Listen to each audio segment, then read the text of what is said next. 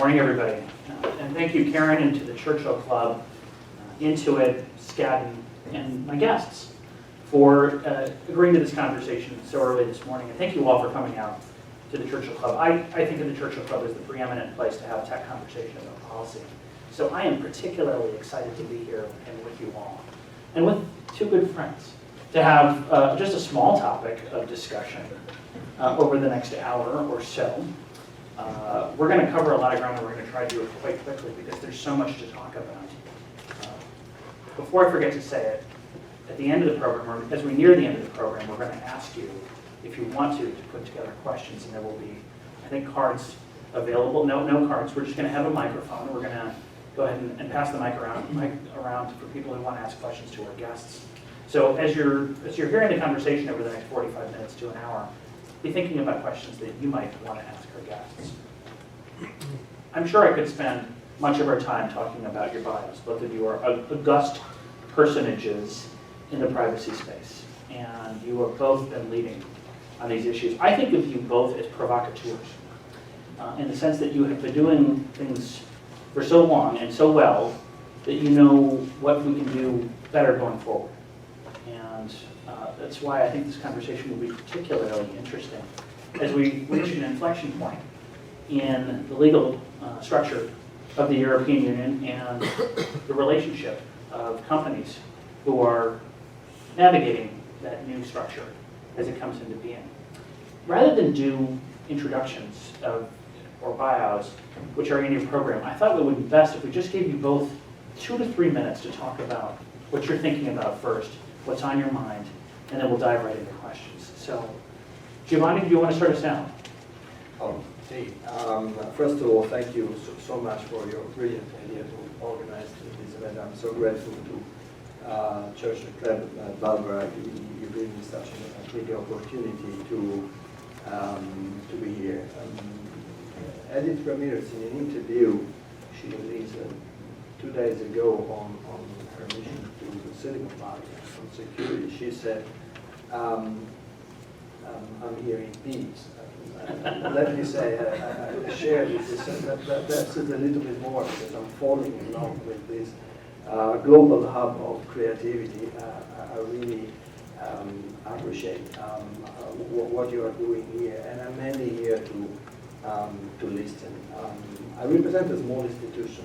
Let me say, we are sort of a European WhatsApp, but we count to be one day the European Facebook in the EU bubble, meaning that we are increasingly influential at EU level. We supervise European Union institutions and bodies, 80 bodies at all. We cooperate with national DPAs. The data protection authorities in the country. Established, yeah. I'm going to translate as we go along for the folks in the audience who may not be familiar with the European. I'll be back on this point. But we also advise the 3 main institutions when they propose or approve important pieces of legislation. We recently landed with our own killer application for navigating the complex world of the data protection reform. But I'm not here to supervise. I'm here to listen basically, and I'm not here to preach. There's a sort of a misconception that the Europeans just want to say we do it better. But let me say that one of the main objectives of my mission is to analyze how this amazing innovation process may offer prosperity, economic growth, and business opportunities to the individual and to society. And I'm insisting for having the European Union reform future-oriented, flexible enough to be scalable, and to fit into the 21st century. That sounds like an olive branch, Barb, from the Europeans. Now, I know Intuit has for many years been at the leading edge of all of this, but why don't you share your thoughts? I think what we're thinking about as we look towards the new general data protection regulation and what's happening not only in Europe but beyond Europe is how can my team, and really the extended part of the company, build in responsible ethical data practices in a way that doesn't slow the business down? And this is probably the thing that we hear most consistently from our partners developing new products, new enhancements, is the idea that they want to do the right thing, but they want to know how to do that. What's the best way? What's the most effective way? And our driver is making life easier, helping our customers save time and save money, and helping our business teams, our product developers, our data scientists understand in a way that's really simple, plain English language so they can build the right things as quickly as possible, but also be able to test ideas without fear that they're doing something wrong or run afoul either of a regulatory requirement, or just as much we're concerned about running afoul of our customers' very high trust and expectations they have of us. So with that as just a brief introduction, there is so much to cover. We are truly at an inflection point where the 20-year-old or 20-year-young, depending on your perspective, European Union overarching consumer privacy law is in the process of being completely rewritten as we speak. Significant negotiations have been taking place for, Giovanni, 5 years? This makes Congress look fast, by the way. Though at that time I was a little bit younger, Me too, I had hair back then. I had the honor to negotiate the current directive, which is still valid in terms of principles, but the way in which it has been implemented within member states, that doesn't work. It's too fragmented. And we have three main drivers because of the Lisbon Treaty, our new European Constitution, because of the technological changes, and because of the need to make this principle more effective in practice. So the trend is to have a better deal for citizens, to have rules that will work more in practice and will last for a generation. I'm expecting the reform published by early spring next year. We will have a transitional period of no more than 2 years. It means that by June, July 2018, this reform will be an important piece of reference for everybody in the world offering goods and services in the EU or monitoring behavior. But the challenge is not on how to make these principles more effective in practice, but on how to ensure global partnership, interoperability, how introduce fuller transparency for control at the global scale. You will find provisions on, targeted advertising, profiling, but this is not the main emphasis. Notice and choice will remain in, but in addition to many other requirements. In my view, the main change is on the introduction of an accountability project and in the availability of new tools such as codes of conduct, accreditation and certification, seals, audits, and a new generation of contractual clauses and binding corporate rules. So scalability is essential for small and medium enterprises and even for us. It's an ambitious undertaking. The draft I just reviewed is a short 264 pages, which I'm sure everyone in the audience will spend time reading very carefully. I can't imagine, though, how we can make it actionable for people. So let me ask you, I'm going to provoke you a little bit here. The new draft, intended to be forward-looking, sounds, when you read it, talks all about rights. And you know, in the EU, the conception has been for at least 20 years that data privacy is a fundamental human right, which is a different way than we think about it here in the United States. We have different protections for it. But yet the new draft talks about at least 7 rights which are being created through the draft. There's a right to be forgotten, which will be written in the law. And there's been a lot of controversy out here in the United States about how you actually delete information out of the public record. And this is going to be a new requirement. There's a right of access so that every consumer can go and read what each company is collected about him or herself. There's an opportunity for direct marketing opt-out. Every citizen can just say, I want to be out of your marketing scheme, and you must pull me out. There's data portability, which I know many people here will applaud, the ability to move from company to company as you find better opportunities as a consumer. There's a right to almost instantaneous data breach notification. I think 3 days is the current rule in the draft that's proposed. There's a right to privacy by design, and there's a right for every citizen of the EU to have assistance from their own local data protection authority if they believe their rights have been abridged. This seems like a lot of rights. It seems like a lot of work that startups here in Silicon Valley will have to be contending with. How can we make this easier for them? And I'd love to hear, Barb, your thoughts about what challenges this may pose for people. That's the challenge. Part of these principles and rights already exist or being introduced by the Lisbon Treaty, meaning the fundamental right to the protection of personal data. Others can be a big opportunity in terms of business. For instance, privacy by design and privacy by default. I'm thinking to the chances for developers, designers, distributors, or to certify new professionals. So it will be difficult for Europe to depart from this fundamental rights approach, but the question is on the innovative way in which this principle can be applied to a data-driven economy. So we, in our opinion, in the form of specific recommendations, we first deeply recommend to have a much flexible and shorter text, less prescriptive. We said that... All the lawyers are happy, by the way, about the length. Yes, that's part of our story, and history. But in any event, we would like to give controls much more flexibility and margin of maneuver. When I say flexibility, I'm not saying lowering safeguards.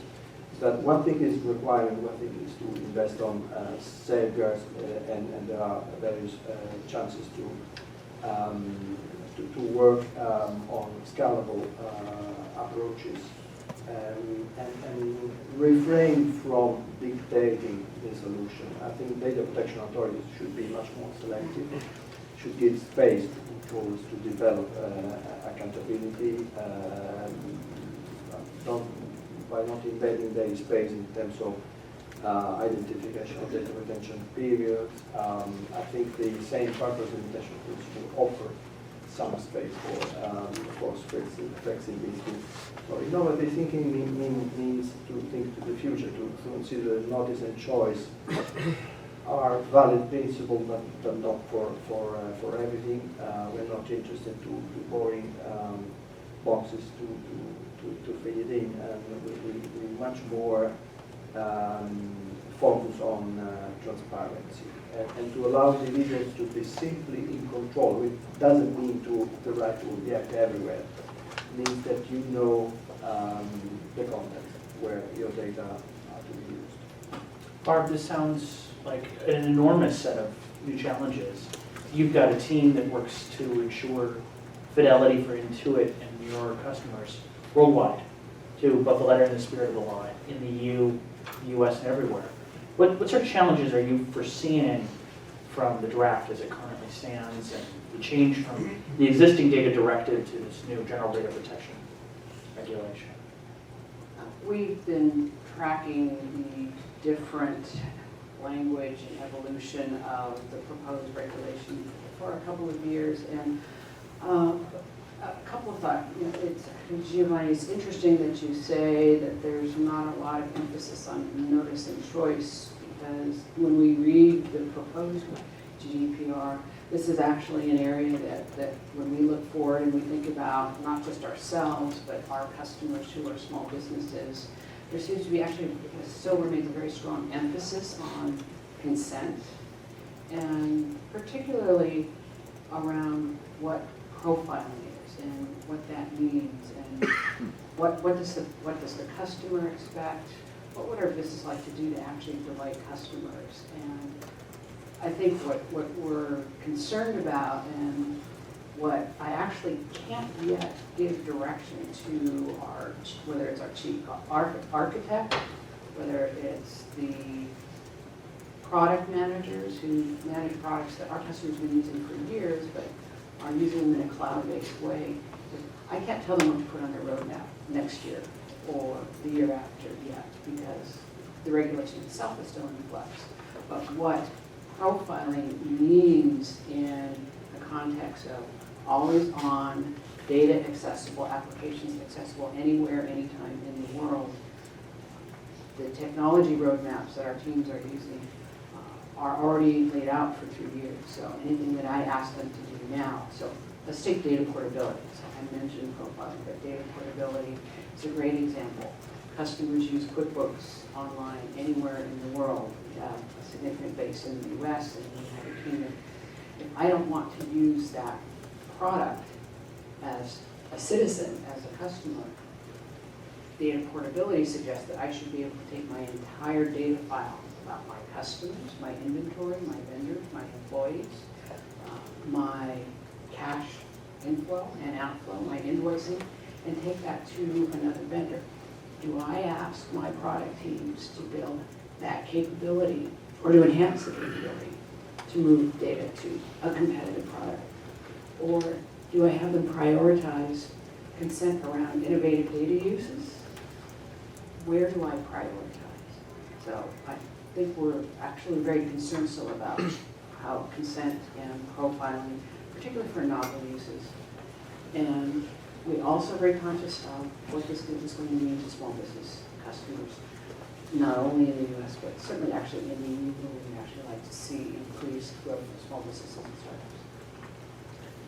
startups. Please. Let's see also the positive side. First of all, we're going to depart from the fragmented framework.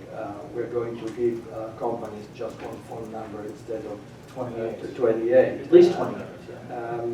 We are going to introduce a consistency mechanism based on the exclusive competence on a legal authority, which in any event is an achievement. The question is also on the way where certain principles can be implemented.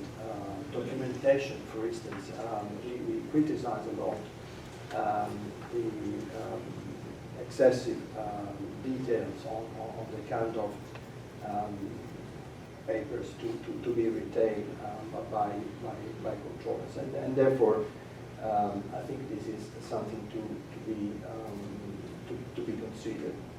We also launched the ICANN framework, an initiative where we would like to demonstrate in practice that by investing energies on privacy by default and privacy by design, you can perhaps anticipate certain challenges and also take care of certain opportunities. I agree that because of the broad scope of the notion of personal data, because of the invasive notion of profiling, everything will be within the scope of application of the regulation. It doesn't say that we are having the same approach for everything. The data protection regulation will be subject soon to an important test because of the Internet of Things, because of the big data world. And I'm the first ready to work on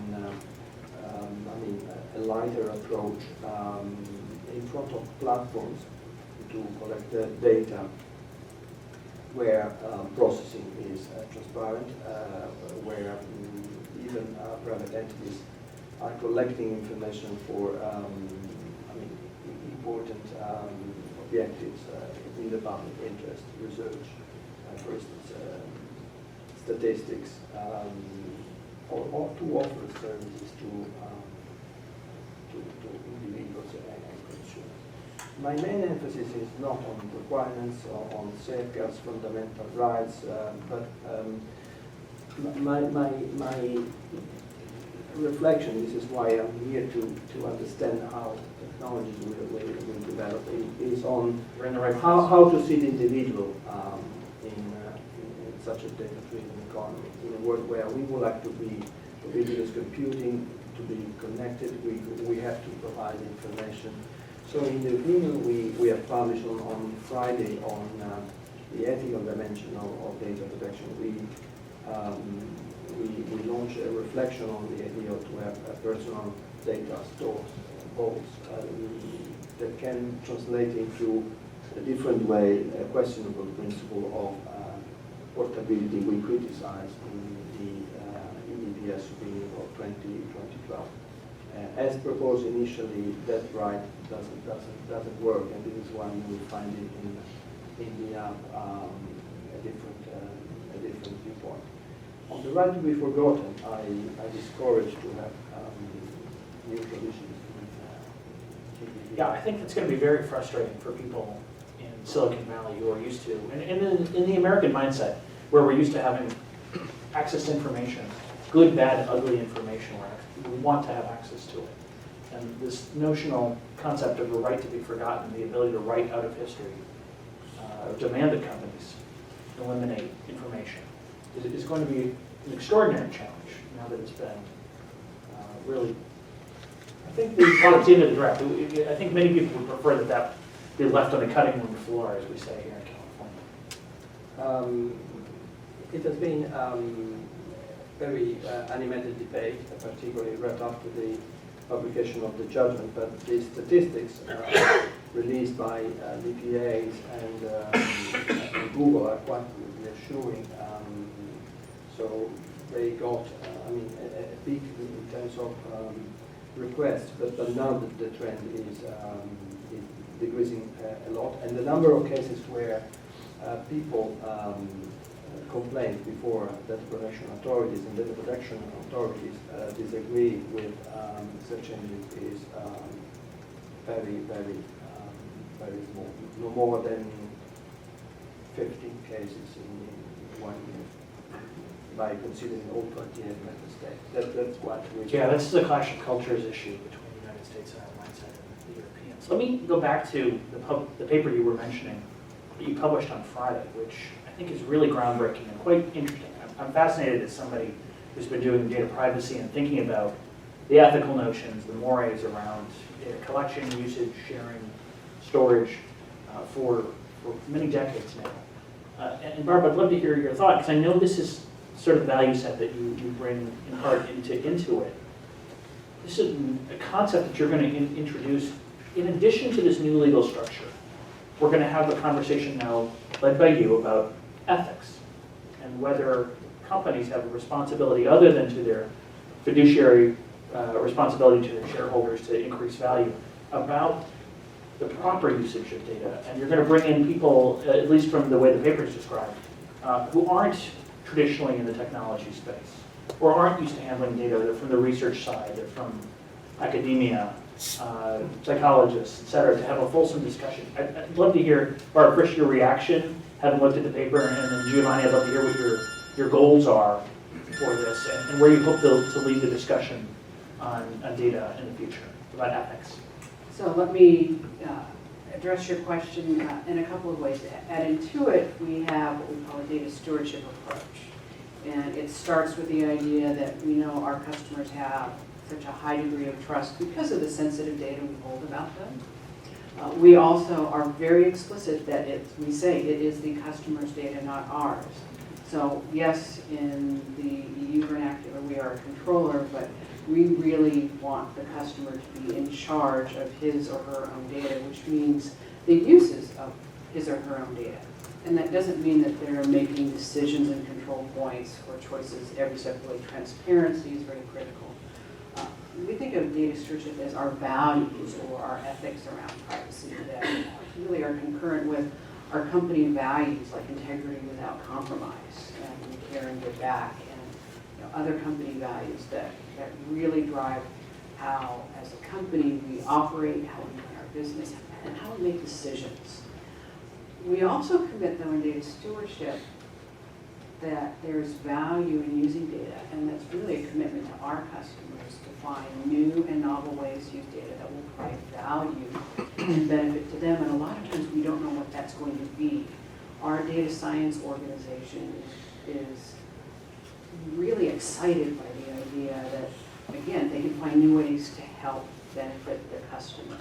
So it's not a monetization play for us at all. It's finding that new, great, cool, exciting thing that's going to make our customers' lives even better, make the product even easier to use, run faster, more intuitive. You think about we'll go to Internet of Things later, but from a values perspective, it's really intriguing to see some of the thoughts in the paper and the idea of what is the role of dignity and individual dignity around the use of data. How does that relate to a person's values or a company's values? And when we think about using data, we think of it in terms of benefit and seeking benefit for an individual, whether they're a customer or a potential customer. We don't worry so much about that, about what's in your paper, but we also think about privacy and data use as not a zero-sum game, but as something that's opportunistic, where you want to maximize benefit for all the stakeholders, which means we worry in a values approach that there's a reticence to actually use data, and that actually might even impinge unintentionally either on an individual's dignity or benefits to society.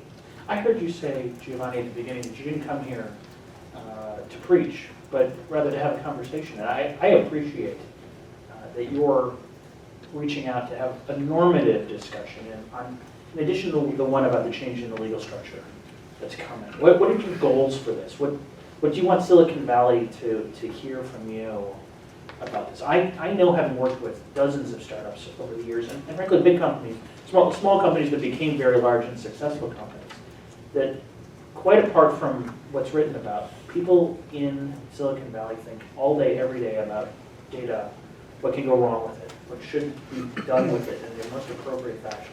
Ethics is built into the bloodstream here. So what are you hoping Silicon Valley will hear from you about the conversation about normative value? We published the opinion on Friday, not by chance, but because we would be proud to launch a debate, to see the Silicon Valley taking actively part of the debate with a view to put our soon ethics and accountability at the heart of tech innovation. We started with an analysis on why human dignity was considered in the middle of the Industrial Revolution in the 18th and the 19th It's a fascinating analogy, yeah. And we also discovered that human dignity has a different meaning around the world, while, for instance, in some countries such as Europe, could be considered as something inherent to a natural person. In other areas, for instance, the APEC framework, it's a notion closer to reputation, something you can lose. But I think we have all in mind the idea that technologies should serve the individual. So we describe in a few pages expected developments on robotics, artificial intelligence, big data, Internet of Things, to say that we don't want to see privacy and data protection blocking innovation. So we would like to encourage this process. We think the data protection laws, though they will better interact with consumer law, competition law, will be unable to give all the answers.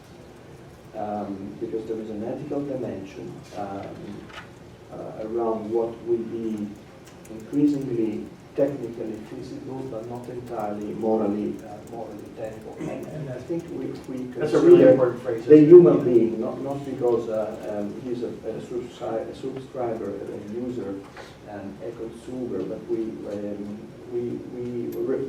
launch a reflection on what it means to respect in an interconnected society. I think we perhaps will get more results in terms of lighter approach on formalities, requirements, documentation, procedures, because we will have an idea that the individual is respected,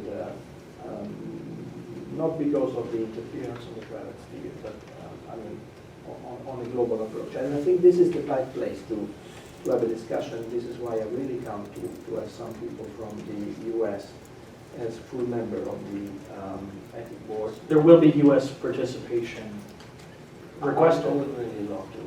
Good. We'll take volunteers from the audience later on. I'm considering the idea to have a small group of 5 up to 6 people. But I would really count on, in 2 days, perhaps more experts to be involved at different meetings.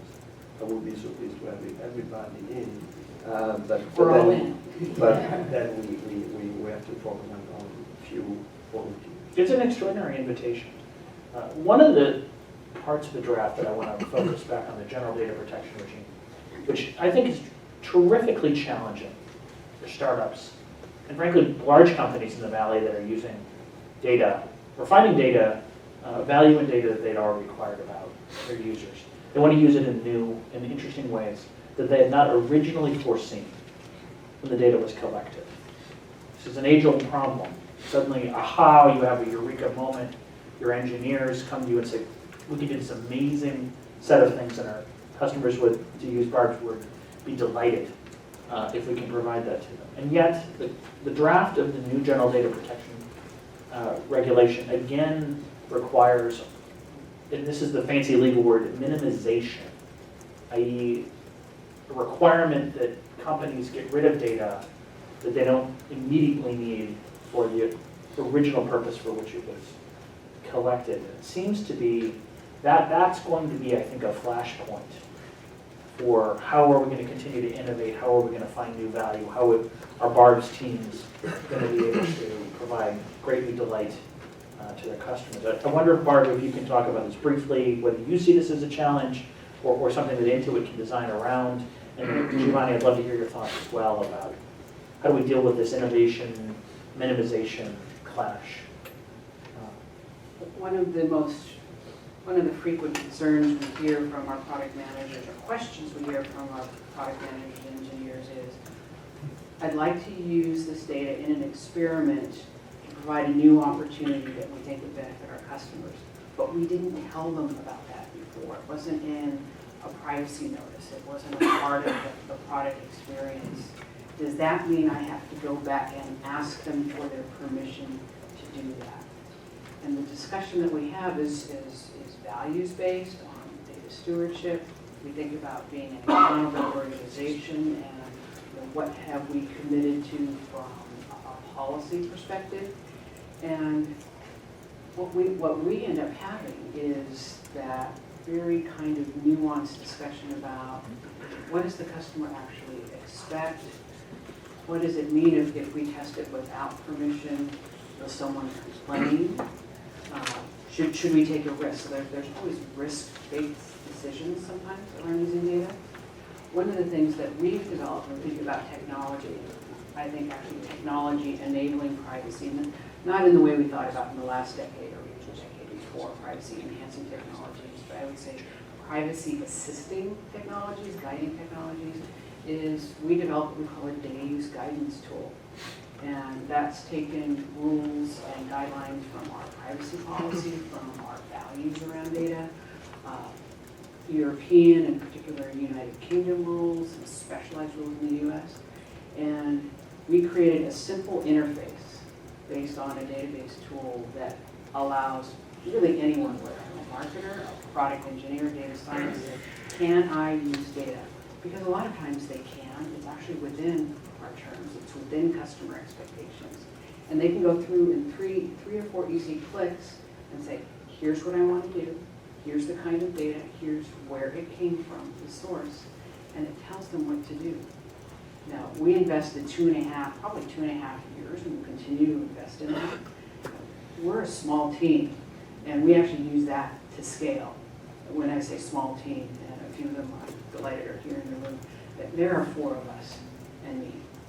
And for a company that's $4.5 billion, most companies don't have the wherewithal to develop those kinds of tools. So when we think about what's happening next is I would actually ask you, Giovanni, how can small companies, large companies work with the EDPS to find simple tools and solutions that actually, frankly, will interpret what is the complex, for those of us who are privacy geeks and all this sort of thing, the complex ideas and rules in the proposed regulation. Would you be willing to host workshops that might actually help businesses? How are you thinking about tools or other guidance that will actually help organizations implement the What do you think? Some workshops? Some guidance? I'm putting you on the spot. As you remember, I am announcing in early March with my 5 years strategic plan that I want to open an entirely new chapter on data protection. It is a breath of fresh air to have you. Current data protection, as we know, is a little bit old-fashioned. It will take time. And experience shows that, of course, what is, in a primary law is essential, but then much more essential is the day-to-day practice. Though we are a smart startup, we can be influential in the last mile to debureaucratize once again the provisions we briefly commented. But then I think the challenge is more on the accountability approach and the ethical dimension. I think the more controllers, developers, designers consider the individual as a center of gravity, I think the more we will have moral suasion effect to debureaucratize much more, to have increasingly scalable solutions, to demonstrate that what is essential is fairness, is transparency. With a focus on the individual. Yes, exactly. That's what you want to have everyone, especially. If you have 5 minutes, for instance, this afternoon, spend again them to have a look to our opinion on mobile health, to say that we would like to encourage the development of apps from fitness to medical care. But there are a few details to be considered if you really want to have a successful business on this area. You cannot simply have in mind the beauty of an app. You should also Speaking of the make a beauty test. of an all right, no, maybe not the beauty of the sound here. So you actually developed and launched an app this summer. I have it on my phone here. You believe that a So regulator the built an app? EPS app. Unbelievable. How many regulators? I think even our U.S. regulators don't have an app. I can't name one. So, in your own The style. downloads are just blowing up on And so the papers that Giovanni references are actually in his app, and it has a fine, robust privacy policy. What did your office learn in creating an app that gives you insight into what it's like to be a startup and to actually develop applications? Tim, that was probably your question. No, it's okay. It has been a success story. The budget was around $14,000 US. 14. Yes. And the developer is a Belgian company, Synapses. Since the very beginning, we say we want to... So you outsourced the engineering of the app? Yes, but under strict control, in the sense that we did some tests in our laboratory in cooperation with the company, because the idea was, of course, for data protection watchdog to be of an example. So It's an amazing learning we experience. want to distribute information to communicate. We will carefully analyze in terms of analytics the downloads. US is on top of the statistics. I'm so proud. And we demonstrated in the homepage that there is a chance to use a plain communicable language to say in 3 lines what we're doing in terms of personal data, where the data are. For instance, you can make bookmarks and you say, be reassured that they will stay on your devices, and both Google and Apple will not monitor what your comments, your opinions on the GDPR. I think it has been a successful story in terms of transparency of the legislative process, to bridge the gap in terms of knowledge of what is happening, but also in the assessment of a standard toolbox we got from the market. it was adapted to the case. I think it's a little bit wonderful unusual example. for a public institution to do it. It's extremely unusual. I run the risk to appear as a funny thing. No, we like forward looking. We're nearing the point at which we're going to ask you to ask your own questions. I'm going to ask one more and last question. I can't believe how fast this has gone. So if you have questions from the audience, we'll take a few after this next question. So begin to think about what you'd like. We'll pass the microphone around. I want to talk a little bit about what's next. You mentioned the Internet of Things, big data. I anticipate, and I've been coaching many of my clients, that we're headed towards an era of what I call mass customization or mass personalization, where every company is going to give individuals exactly what he or she, what each individual wants, exactly when they want it.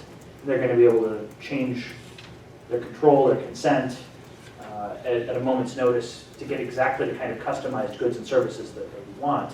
So this is what I anticipate as the next big era. I wonder how the two of you could prognosticate about what's coming next. And maybe Barbara, I'll start with you and finish with Giovanni, and then we'll open it up for a few questions from the audience. How is the new GDPR going to challenge this? How will we build in flexibility? I know you used that word many times, and I appreciate it. How will we coach your 28 cohorts around the European Union who are going to be implementing the rules which you're guiding them towards to think about what's next as new technologies roll forward? Not just mass customization, but the Internet of Things, big data, whatever's going to be next. Artificial intelligence. Barbara, please. Everything that we do in our products is in some ways about customization because each small business is unique.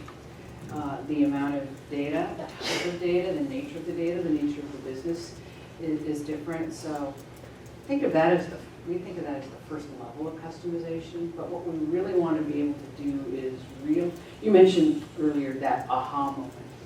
What we want to be able to do is actually create that aha for our customers.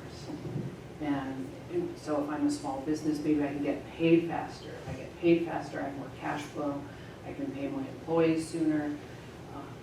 And we want to be able to customize that to each individual small business user. So that's real-time rapid data analytics that uses connected services, everything from identity to additional services that help them take payments, pay their employees, and look for new ways to grow their businesses. What I'm hoping to hear about, though, maybe when we get to Q&A, is connected devices will actually lead to even more customization and personalization. So whether it's a smart watch or you're in Silicon Valley, it is kind of the land of Tesla and connected cars. And so the idea that your connected smart vehicle actually provides input into what your business is doing. Almost half the small business owners are mobile, which means they're in a vehicle, more and more vehicles are being connected. So how do we allow those to talk together in a way that's meaningful and leaves the individual at the center, but doesn't burden the individual with constant decision-making and choices on what's going to make their life better. They want it to just work for them. They want it to be simple. Giovanni, new technologies, new challenges, new normative structures. What do you see? What's coming next? How will we synthesize the new legal structure, the new normative discussion you're having in these new technologies? I can only promise to persuade my good colleagues to invest more in normative thinking. But on the basis of reciprocity, normative thinking is also a challenge for business companies. Sure. I think individuals, by providing increasingly more information, by being profiled, customized, they will better understand, particularly in case of use of plain language, communicative words, the context where its data is used. And I think that they will accept even an invasive processing personal data in the context of fairness and transparency. I'm not expecting a radical approach in terms of portability, in terms of consent. I think the emphasis will be more on how the controllers will allow people to better understand where they rather go and to take actions where necessary. So transparency is, in my view, Transparency. the big challenge. Tell your users what you're doing, Yes. let them know, forecast it, signal. And the more controllers will be active in clarifying, allocating the responsibilities for instance, in the cloud computing approach, or by demonstrating that design and default are good principles that could also be an opportunity in terms of business. I think this would be a success story. So We like success stories. in food for Silicon thought Valley. for all. Good, let's take some questions from the audience. There's a gentleman in the back who's got a microphone. Please, if you could stand so everyone could see. Thanks. So do you foresee limitations on click-through licenses to restrict the privacy rights that you're granting?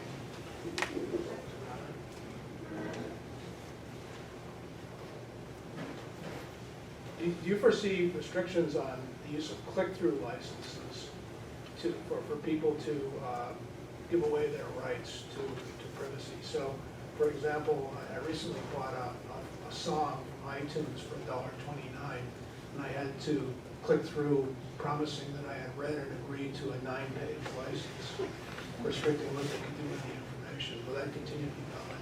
Well, let me repeat the question for everyone and for the videotape. Question is about, do we foresee restrictions on click-through licenses, agreements, lengthy permissions, screens? How will your colleagues in the EU handle this? Or what should be done? Let's have you both jump in on this. I'm not expecting restrictions, but best practices. If you see the app, you will discover that in 29 cases, we encourage to replace implementing acts and delegated acts, so primary law by the Commission, with guidance, best practices, and recommendations by data protection authorities. So flexible laws based on interaction with controllers, not excluding codes of conduct. So the more we interact and cooperate, the more we anticipate actions before courts or class actions or radicalization of provisions that can be applied in different ways.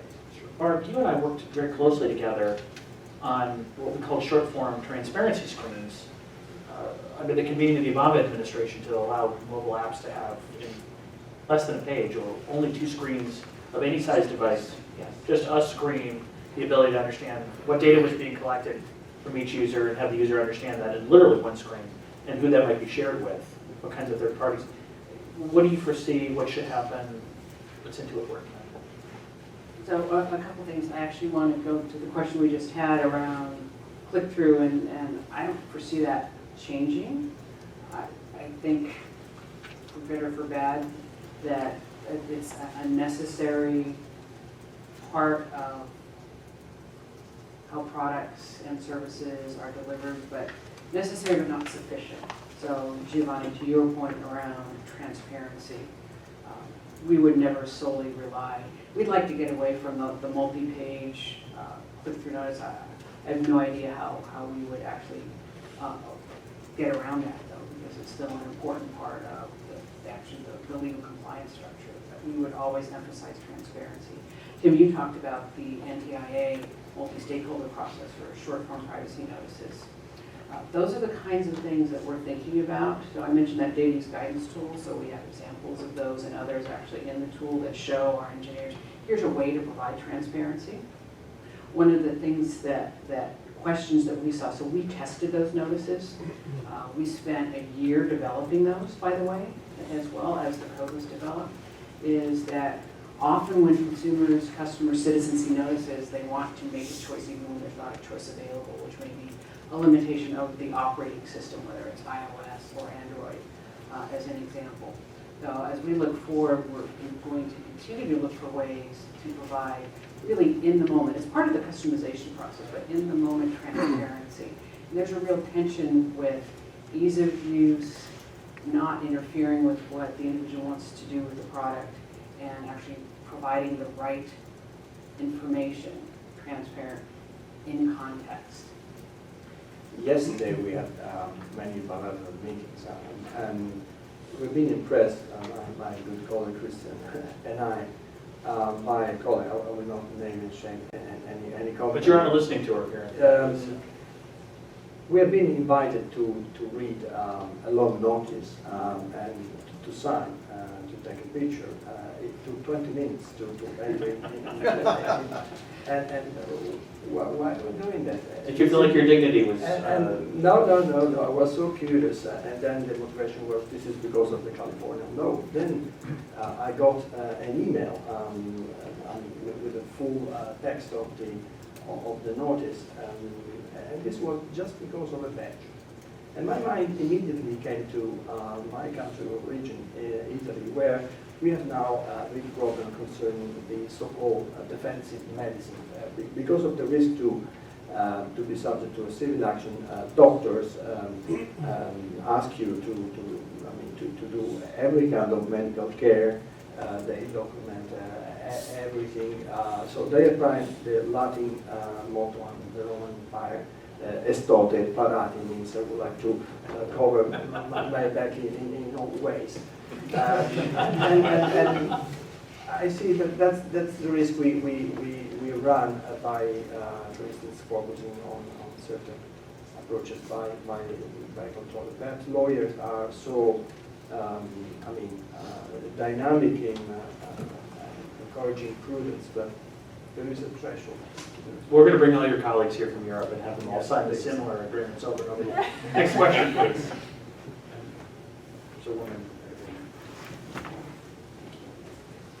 Hi, thank you. Hannah Kishler from the Financial Times.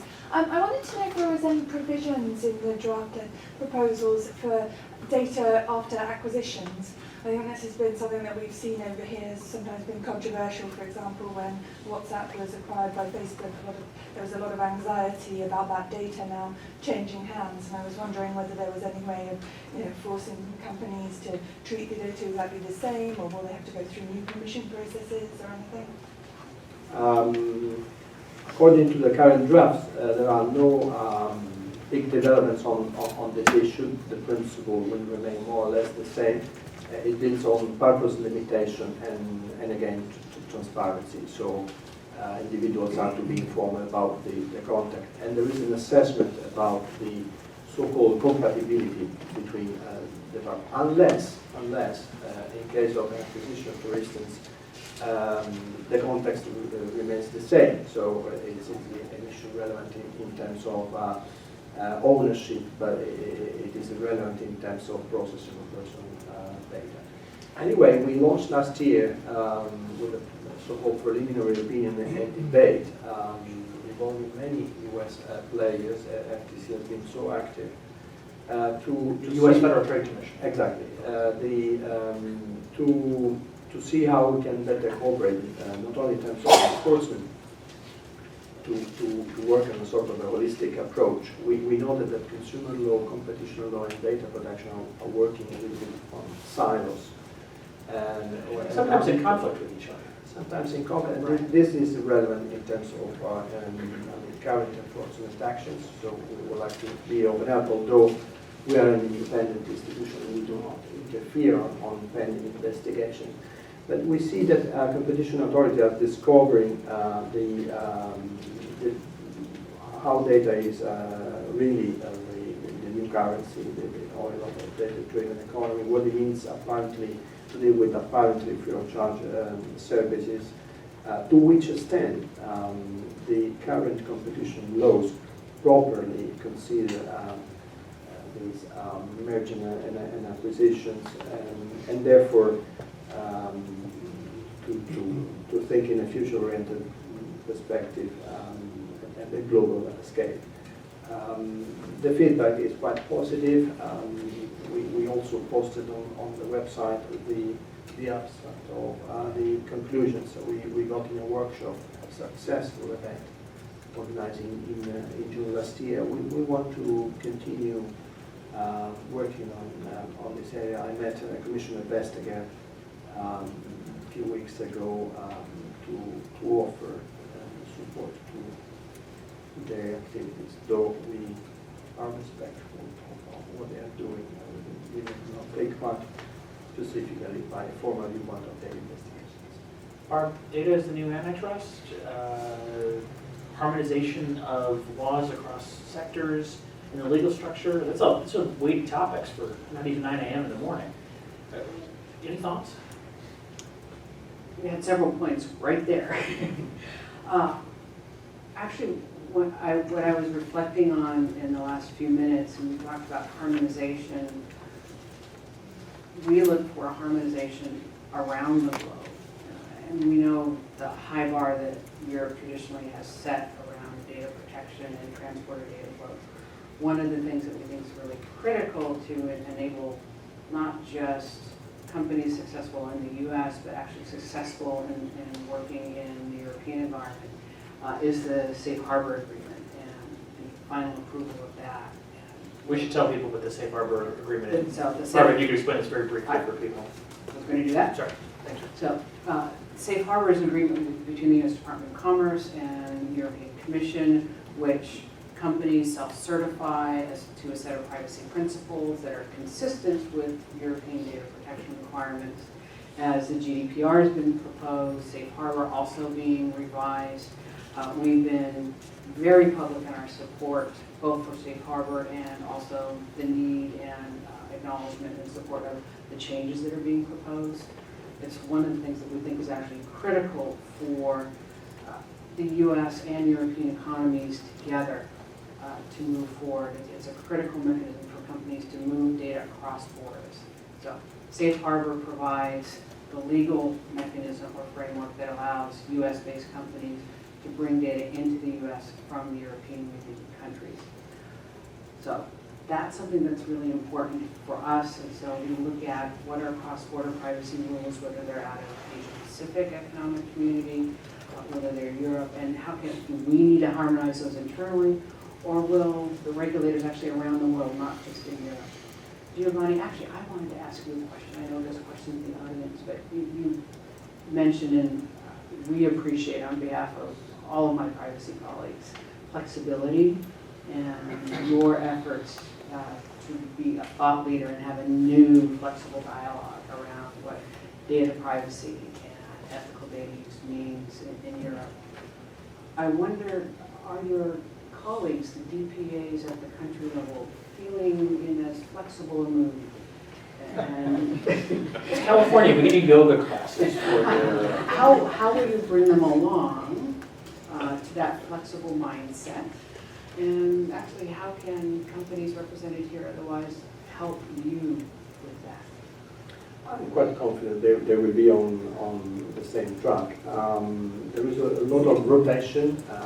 New colleagues will be joining us, and of course they are a little bit respectful of those having a little bit of more experience. We basically work on the basis of a consensus within the network of DPAs. We are encouraging, and this is what it is reflected in the study, that the EU speaks with one voice on data protection. Anytime I'm in the US, I really appreciate and so sincere that, speaking with entirely different people, law enforcement, business community, scientific community, you are so proud of the US approach, and you find much less diversity. And this is something I come to have in Europe as well. So to speak with one voice means to have less fragmented approaches, not only in terms of procedures, so we promised that the big giants and even small and medium enterprises will not be approached by, for instance, regional DPA saying this is what you should do. So the Slovenians aren't going to be telling the folks from the Netherlands? I mean, the approach is to be global. The innovative thinking is a spirit I see they share. I'm quite confident in it. A little bit of time, yes. But let me positive. A quick show of hands from the audience. How many people have done Safe Harbor for one of their clients? There's a lot of folks in the audience. Hands up in the air. It's a pretty good showing. Yeah, there's a lot of folks here who use the Safe Harbor provisions. Next question. So you will be curious to see by next Wednesday the opinion of the Advocate General of the You're prognosticating for us now. Yes. I don't have with me the crystal ball, but I can simply suspect what will happen. Next question, please. You can stand up.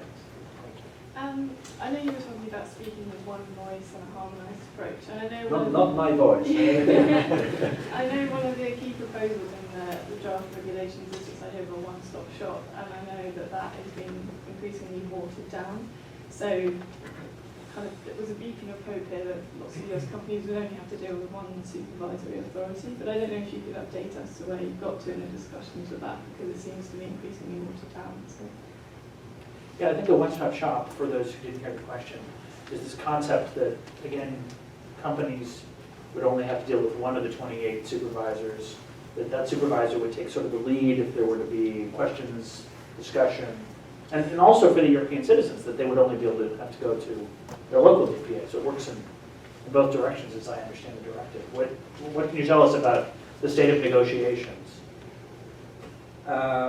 It's still a little bit controversial, but let me be positive. This has been perhaps the most controversial point in the debate, and it's quite natural to understand the reactions of national DPAs feeling a little bit deprived of what they are doing. One-stop shop only relates to cross-border cases. And it doesn't mean that we should introduce a new bureaucratic approach. So in my hub, I've deeply discouraged to bureaucratize this process as well. So I think, more flexible tools have to be used in terms of bilateral exchanges of views, and by escalating to the plenary only in cases where it is indispensable to have a collective approach. The newly appointed European Data Protection Board, who will provide its secretariat, can only work with no more than 12 cases per year.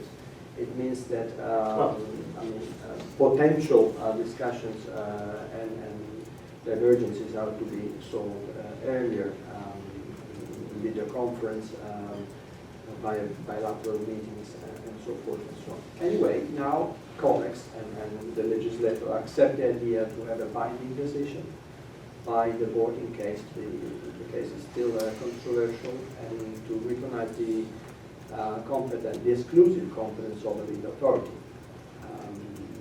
So it could be that in very rare cases a national DPA may disagree and adopt sort of a dissenting decision at national level, but then the controller will have a chance to complain before the national court and or before the European court. I feel confident that your guidance will be to help bring us all to one-stop shop implementation.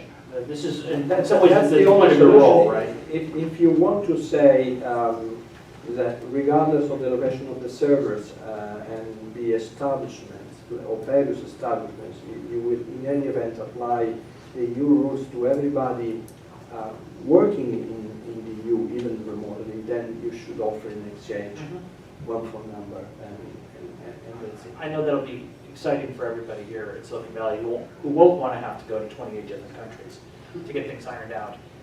We're at the point of concluding our discussion, and we're going to ask simply for both of you to give final remarks and some last thoughts. Barb, why don't I start with you to just share some final thoughts about what you see coming, where we should be going.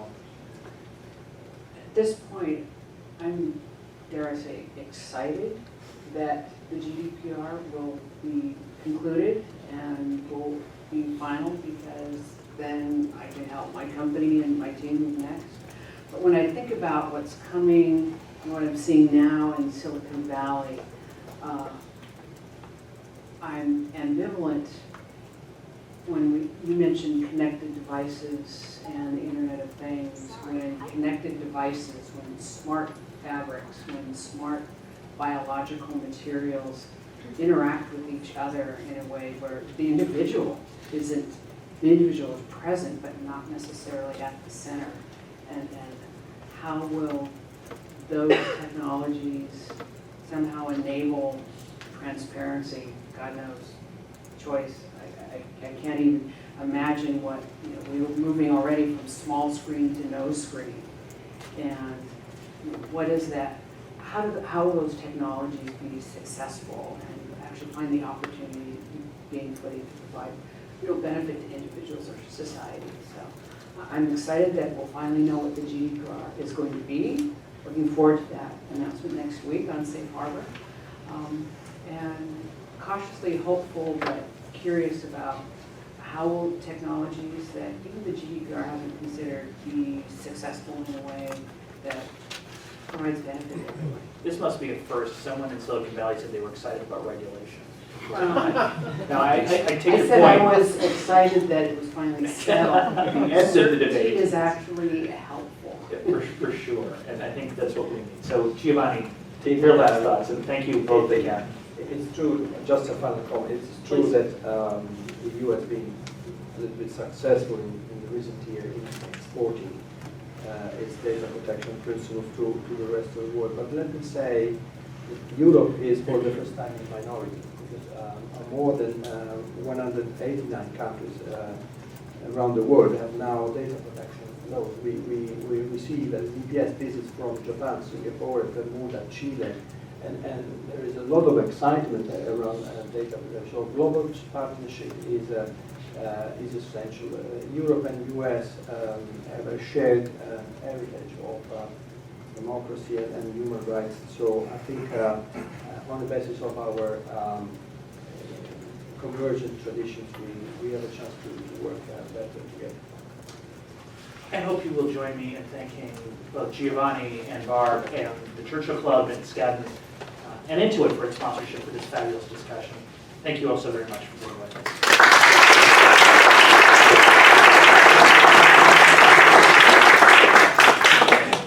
Giovanni and Barb, thank you so much for your candor, sharing your insights with us this morning, and Tim for guiding the conversation so well.